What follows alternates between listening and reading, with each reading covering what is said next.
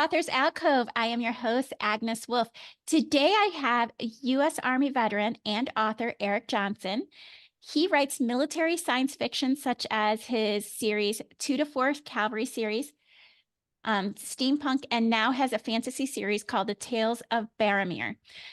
Today, we will be talking about his transition from science fiction to fantasy, discuss elements of fantasy such as world building and mythical creatures, as well as where he found his inspiration.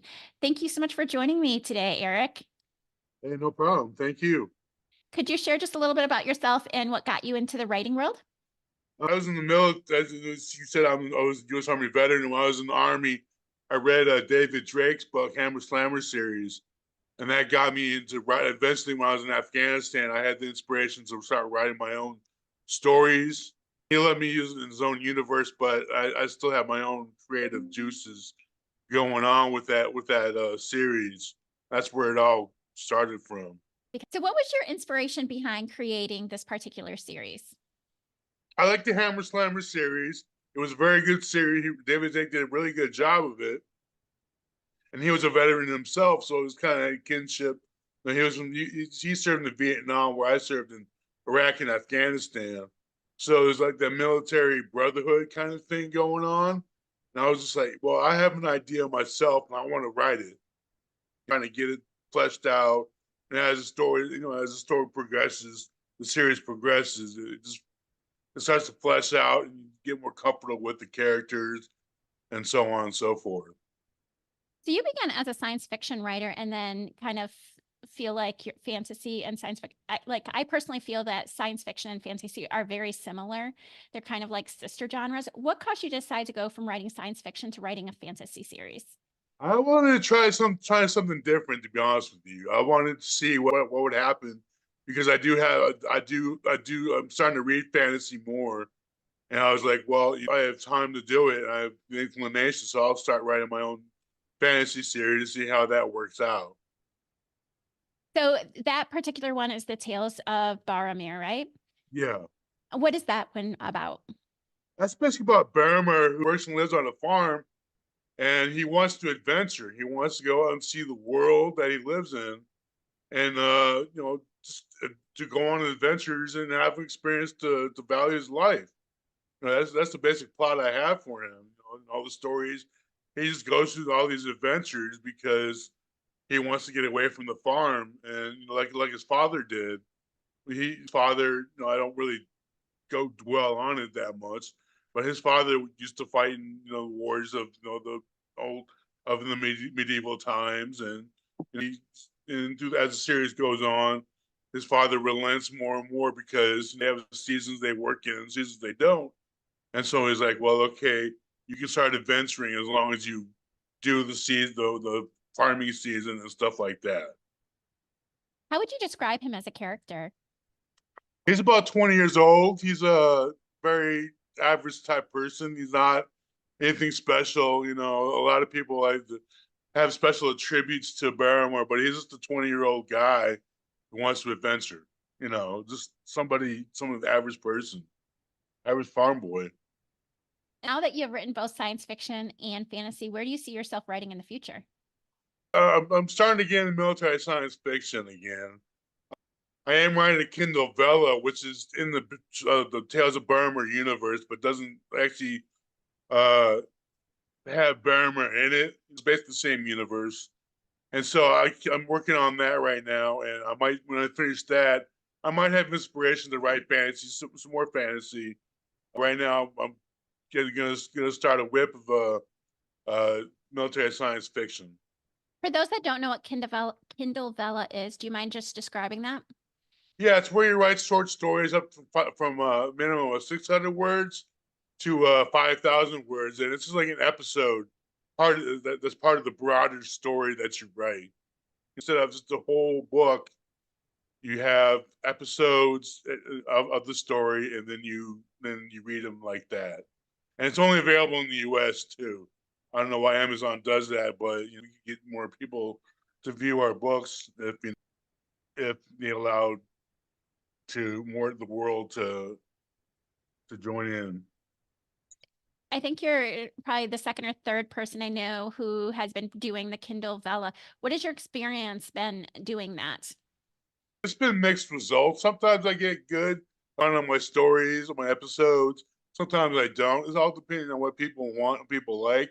I'm starting a fantasy romance Kindle Vella. I've been working on one currently, and it's getting more traction than my military science fiction, which is not really a popular genre to really read for other people to read. I'm kind of surprised by that. I noticed that your books have both elves and dragons. I'm a Yeah, lover of dragons. What are some of your favorite mythical creatures to write about? really, it's just dragons. I like dragons a lot. I was born in the year of the dragon, and so it's kind of a favorite fantasy animal that I like to write. That actually, as a matter of fact, is fantasy romance. Uh, a dragon who's referenced in the Tales of Boromir series falls in love with a human, and I've been working out the ways of how's that going to work.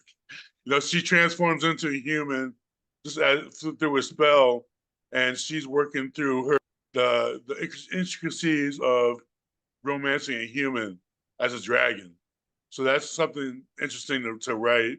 But other mythical animals I don't really use that much. A lot of other fantasy authors have definitely created other mythical beasts, and I just haven't gone around to do it yet. And I just stick with the dragon right now because that's my main focus for my Kindle Vella. What is your favorite part of the writing process? I think it's just writing the book. It's writing the book itself, going through the process of thinking the plot and getting the story written out and getting it to the readers. I know a lot of us that are writers, we were readers first. What was the Yeah, first book you read that had an impact on you that you made you realize that you wanted to be a writer? it was half space. Well, it actually was. Well, what got me into science fiction was Half Spacesuit Will Travel by Robert Heinlein. As far as writing, it was David Drake and his Hammer Slammer series that actually inspired me to fully write as an author. Also, what author, book, or series have you found the most inspiration in your current writing right at the moment? Oh, that's a good question. I think the Expanse series for science fiction has gotten me more into writing a different way and also writing instead of doing short pieces of a book. I'm starting to write as like a full length novel where they have the characters have chapters. I would just have short stories like in an anthology format, and that kind of inspired me. The Expanse series inspired me to write in that format where you have chapters and you have different perspectives of people and stuff like that. I mean, so far that's been the main inspiration. I think one of the things that we often forget about as writers is that we're not just writers. We also have to make sure that our books get edited properly. We need to get Right. it in other people's hands. We need to publish. We need to market. What about the marketing piece? How do you get Oh. your books and your stuff in other people's hands? I post on social media, of course. I go through written word media. It's been really working out for me for getting books in the reader's hands.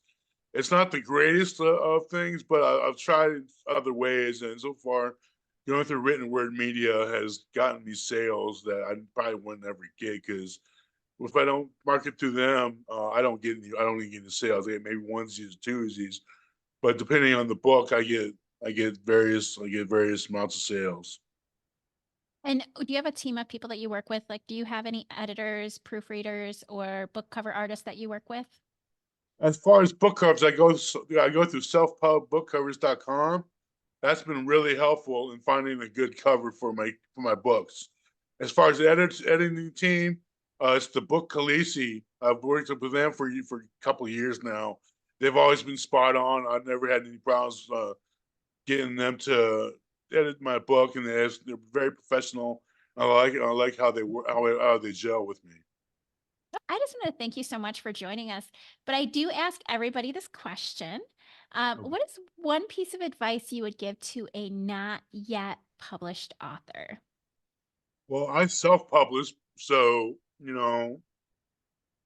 I can't give any advice as far as the traditional publishing goes.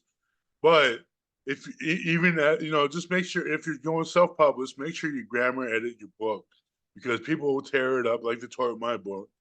and then you'll get some bad reviews, and you can walk away from it by fixing the book, but sometimes those reviews stay there, and that's basically been the hardest lesson I've learned through being an author. Oh, definitely. Well, thank you again, Eric. I really do appreciate you being on here talking to my listeners. I also want to thank my listeners for listening. If you want to purchase his book, you can find that in the show notes along with his link tree. So you'll be able to find his Kindle Vella there as well. If you enjoyed this episode, you might also enjoy my interview with fiction writer Richard Friesen. He's science fiction writer, and he is the author of Wetware Wizards, or my interview with fantasy writer Elsie Kahn, who wrote the books Realm of Dragons. Again, today I had the privilege of talking with Eric Johnson, author of the series Tales of Boromir. Did I pronounce it right? Yeah. Finally. I like have said like 5 different versions of that name. The first book being Trials of Boromir. You can find all related links in the show notes. Thank you again, Eric. I really do appreciate it. No problem. Thank you so much for listening to today's episode of Authors Alcove. We will be back next week on Wednesday, where we will have a writer share yet another piece of work. Also, every other Tuesday, we do learn from experts such as editors, marketing execs, book cover artists, illustrators, and more. If you are interested in being a guest on our show, feel free to go to authorsalcove.com, go to the podcast tab, and then click on Be a Guest. If you're looking for a healed heart, hop on over to our sister podcast, Strength, Love, and Healing with Authors Alcove. You can find that on Spotify and the Apple Podcast. Thank you so much for listening today. Have a great day.